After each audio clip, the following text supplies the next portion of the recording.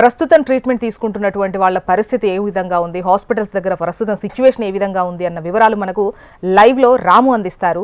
Ramu. Thank you Jyotsna. జరిగినటువంటి దుర్ఘటన ఏదైతే ఉందో చాలా విషాదకరమైనటువంటిది. అంటే జరిగినటువంటి సంఘటన నిన్న రాత్రి 7 గంటల పైన జరిగింది. అప్పటి నుంచి కూడా అక్కడ అనేక సహాయక కార్యక్రమాలు చేపడుతూనే ఉన్నారు. దాదాపు 40 మంది శ్రీవారి భక్తులు ఈ యొక్క పద్మావతి గార్డెన్ ఎక్కడైతే ఉందో ఆ గార్డెన్ వద్ద పూర్తి తొక్కిసలాటలో కూడా కింద పడిపోవడం జరిగింది. అంతకుముందు శ్రీనివాసం దగ్గర మల్లిక అనేటువంటి ఒక మహిళ ఈ యొక్క టికెట్ల కోసం వెళ్ళి అక్కడ మృతిపాలైనటువంటి ఘటన చోటు చేసుకుంది. ప్రస్తుతం తిరుపతి రుయా ఆసుపత్రిలో చికిత్స పొందుతున్నటువంటి వారందరినీ కూడా మెరుగైన చికిత్స కోసం కూడా శ్రీ పద్మావతి మెడికల్ కళాశాలకు తీసుకురావడం జరిగింది. శ్రీ పద్మావతి మెడికల్ కళాశాల దాదాపు 8 మందిని అందరినీ కూడా అక్కడ చేర్పించి అక్కడ ప్రత్యేకమైనటువంటి వైద్య చికిత్సలు చేసేటువంటి సిచ్యువేషన్ అయితే కనపడుతుంది. అయితే జరిగినటువంటి ఈ దుర్ఘటనలో 6 మంది ఇప్పటికే కూడా మృత్యువాత పడినట్టు మనకు అధికారికంగా ప్రకటన చేశారు.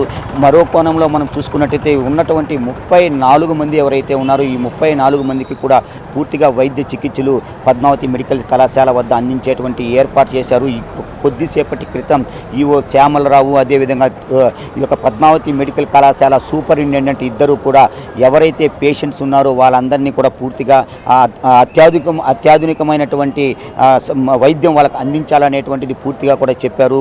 మీడియాతో కూడా శ్యామలరావు మాట్లాడడం జరిగింది. ఈ యొక్క దుర్ఘటన ఏదైతే జరిగిందో అక్కడ ఉన్నటువంటి సిసిఎస్ పోలీస్ స్టేషన్ డిఎస్పి అతను ఉన్నట్టు సమయంలో ఆయన విధులు నిర్వహిస్తున్న సమయంలో కూడా ఇది రమణమూర్తి విధులు నిర్వహిస్తున్న సమయంలో కూడా ఇది జరిగిందని చెప్తున్నారు. అంటే దీనికి సంబంధించి పూర్తిగా వివరాలన్నీ కూడా ఇప్పటికే సీఎం చంద్రబాబు నాయుడు వద్ద కూడా చేరుకున్నాయి.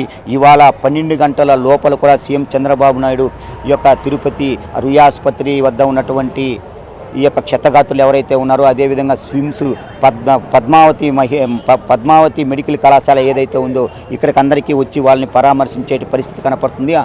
సీఎంతో పాటు మరో 5 మంది మంత్రులు కూడా పూర్తి స్థాయిలో పద్మావతి మెడికల్ కళాశాలకు రానున్నారు. వచ్చినటువంటి ఎవరైతే క్షతగాతుల్లో ఉన్నారో వారందరికీ పూర్తి స్థాయిలో కూడా ఆ ప్రభుత్వం నుంచి కావచ్చు, మరోవైపు తిరుపతి దేవస్థానం నుంచి కావచ్చు పూర్తి స్థాయిలో వారికి వైద్య సేవలు అదేవిధంగా వారికి ఇచ్చినటువంటి ఎక్స్గ్రేషియా ఏదైతే ఉందో దాన్ని ప్రకటించేటువంటి పరిస్థితి కనపడుతుంది. అయితే జరిగిన సంఘటన ప్రతి ఒక్కరూ కూడా దీన్ని ఖండిస్తూనే ఉన్నారు. పూర్తిగా కూడా ఈ యొక్క సంఘటనకు సంబంధించి పూర్తి స్థాయిలో అక్కడ ఉన్నటువంటి పోలీస్ అధికార యంత్రాంగం ఏదైతే ఉందో అదే దానివల్లనే ఇటువంటిది జరిగింది.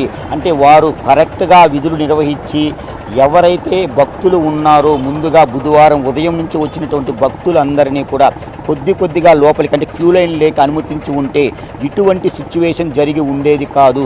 ప్రతి ఒక్కరూ హ్యాపీగా కూడా శ్రీవారికి సంబంధించినటువంటి వైకుంఠ ఏకాదశికి సంబంధించినటువంటి టికెట్లను తీసుకొని ప్రతి ఒక్కరూ కూడా శ్రీవారి దర్శనం చేసుకుని వెళ్ళే విధంగా అందరూ ఆనందంగా ఉండింటారని చెప్పారు. గతంలో ఎన్నడూ చవి చూడనటువంటి ఇటువంటి సిచ్యువేషన్ను ఒక్కసారిగా కూడా ఈ యొక్క స్థానికులు కావచ్చు భక్తులు శ్రీవారి భక్తులు సుదూర ప్రాంతాల నుంచి వచ్చినటువంటి ఈ భక్తులందరూ కూడా తండోపతండాలుగా తలరావడం జరిగింది. 8 కౌంటర్లు అదేవిధంగా తిరుమలలో చూస్తే బాలాజీ కమ్యూనిటీ హాల్లో కూడా మొత్తం 9 కౌంటర్లు. ఈ 9 కేంద్రాల వద్ద 94 కౌంటర్లు కూడా పూర్తి స్థాయిలో 1,20,000 టికెట్లను ఈ 3 రోజులకు 10, 11, 12వ తేదీకి 3 రోజులకు ఇవ్వదలుచుకున్నారు.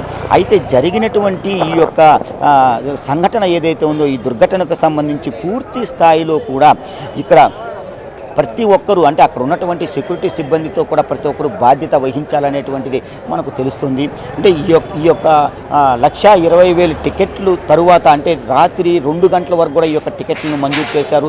ఇప్పటికీ కూడా టికెట్లు ఇస్తూనే ఉన్నారు. ఇప్పుడున్నటువంటి 8 కౌంటర్లు కావచ్చు పూర్తిగా కూడా ఖాళీగా ఉండేటువంటి పరిస్థితి నిర్వీర్యంగా ఉంది. అంటే ఎటువంటి భక్తాదులు లేకుండా ఉన్నటువంటి పరిస్థితి కనపడుతుంది. అంటే ఈ యొక్క చిన్న విషయాన్ని పెద్ద స్థాయిలో కూడా అప్పుడు ఈ కౌంటర్లు ఎవరైతే ఏర్పాటు చేశారో ఆ యొక్క స్థానికంగా ఉన్నటువంటి టీటీడీ అధికారులు కావచ్చు, పోలీస్ డిపార్ట్మెంట్ కావచ్చు, ప్రతి ఒక్కరూ కూడా ఆ యొక్క తీసుకున్న తర్వాత ఆ ప్రికాషన్స్ ప్రకారం వాళ్ళందరికీ తగిన జాగ్రత్తలు తీసుకొని ముందుగా వెళ్ళి ఉండుంటే, అంటే ఒక్కసారిగా కూడా గుంపులుగా వదలకుండా పూర్తి స్థాయిలో ఆ యొక్క క్యూ లైన్లకి తక్కువ మెంబర్స్ని అనుమతించి ఉంటే ఇటువంటి దుస్థితి, ఇటువంటి దుర్ఘటన జరిగేటువంటి పరిస్థితే లేదు. ప్రతి ఒక్కరూ కూడా ఈ తిరుమల శ్రీవారిని దర్శించుకొని ఈ సంవత్సరానికి ఏడాదికి ఒక్కసారి తెరుస్తున్నటువంటి వైకుంఠ ద్వారాలు ఏవైతే ఉన్నాయో ఆ ద్వారం లోపల వెళ్ళి గోవిందనామ స్మరణ చేసుకుంటూ కూడా వాళ్ళు తిరిగి మళ్ళీ వాళ్ళ స్వగృహాలకు వెళ్ళేవారు. అయితే ఈ జరిగినటువంటి సంఘటనలో ఎవరైతే మృతులు ఉన్నారో ఆ మృతులకు సంబంధించి వారి యొక్క బంధువులు ఇప్పుడంతా కూడా రియా ఆసుపత్రి దగ్గరే ఉన్నారు. వాళ్ళు కన్నీరు మున్నీరు అవుతున్నారు. దేవదేవుని దర్శనానికి మేము వస్తే మేము ఒక మృతదేహంతో కూడా మా ఇంటికి వెళ్ళాల్సిన పరిస్థితికి మేము వచ్చింది. అక్కడ ఉన్నటువంటి ప్రజలు యొక్క భక్తులు ఒక్కసారిగా తోపులాట అవటంతో కూడా ఇటువంటి దుర్గతి నెలకొంది అనేటువంటిది ఒక్కొక్కరు కన్నీరు మున్నీరు అవుతున్నారు. గుండెలు బాదుకొని చెప్పుతున్నటువంటి పరిస్థితి కనపడుతుంది. కర్ణాటక, తమిళనాడు, అదేవిధంగా ఆంధ్రాకు సంబంధించి దాదాపు 6 మంది కూడా మృత్యువాత పడ్డారు. వాళ్ళందరికీ కూడా ఇప్పటికీ వాళ్ళతో వచ్చినటువంటి వారు తమ దగ్గర ఇక లేరు అనేటువంటి ఆ యొక్క హృదయ విదారకమైనటువంటి బాధను ఎవరూ కూడా జీర్ణించుకోలేనటువంటి పరిస్థితి కనపడుతుంది.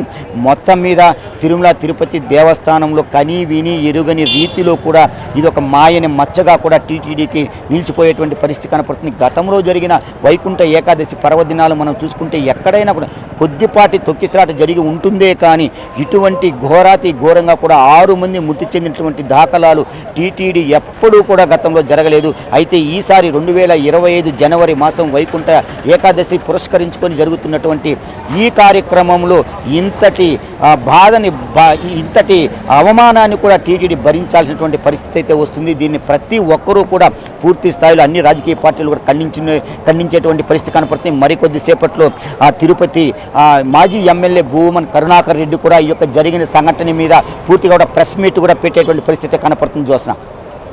ఓకే, రైట్ రాము. అది వైకుంఠ ఏకాదశికి టోకెన్లు జారీ చేసినటువంటి కేంద్రాల్లో తొలుత జీవకోన వద్ద ఉన్నటువంటి జిల్లా పరిషత్ ఉన్నత పాఠశాల వద్ద స్వల్ప తోపులాట చోటు చేసుకుంది.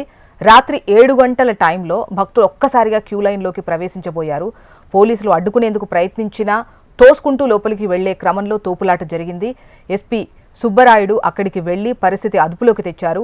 స్పృహ తప్పి పడిపోయిన మహిళను అంబులెన్స్లో సిబ్బంది తరలిస్తున్న టైంలో బైరాగిపెట్టెడ వద్ద దుర్ఘటన చోటు చేసుకుంది. జీవకోన వద్ద పరిస్థితి అదుపులోకి వచ్చిందని భావిస్తుండగానే బైరాగిపెట్టెడలోని రామానాయుడు హైస్కూల్ వద్ద తొక్కిసలాట జరిగింది. ఉదయం నుంచి పెద్ద సంఖ్యలో కేంద్రం వద్దకు భక్తులు చేరుకోవడంతో అధికారులు వారిని పక్కనే ఉన్న శ్రీ పద్మావతి పార్కులోకి అనుమతించారు.